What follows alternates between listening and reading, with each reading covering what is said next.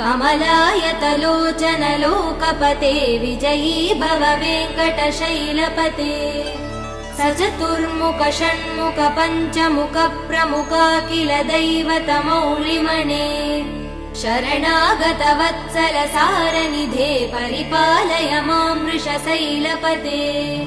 अतिवेलतया तव दुर्विषहै अनुवेल कृदै प्रपराध सदैः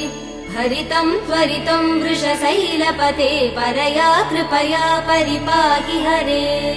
अधिवेङ्कटशैलमुदारमते जनताभिमतादिकदानरतात् परदेवदया गदितान् निगमै कमलादयितान् परं कलये कलवेणुरवा वसगोपवधू शतकोटिवृतात् स्मरकोटिसमात् प्रतिवल्लविकाभिमदात् सुखदात्